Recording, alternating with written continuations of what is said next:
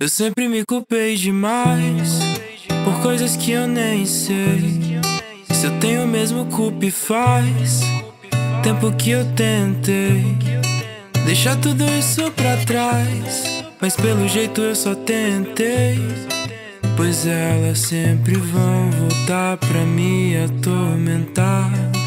Tem dias que eu me sinto um lixo, olho no espelho e chega a sentir nojo. Chega a pensar que eu sou alguém ruim e que tudo que eu faço sempre é pouco, que com o tempo só vai piorar, que eu nunca vou aprender a lidar com os meus sentimentos e com os de outro alguém. Talvez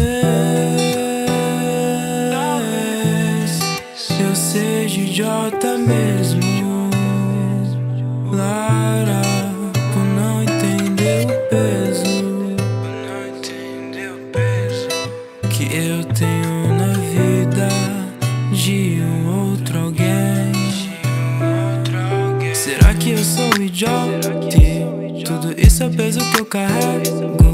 Será que o ciúme é amor, ou eu tô sentindo por ferir meu ego?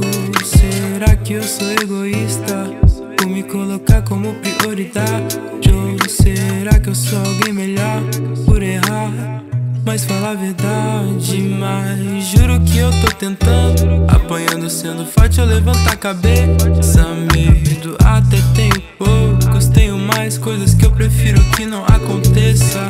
Tentando ficar rico e viver do meu sonho, com medo de ser consumido por esse vazio. Mas com o tempo tudo se encaixa, mesmo achando que talvez eu seja idiota mesmo. Para uso traumas e medos pra justificar meus erros. Acho que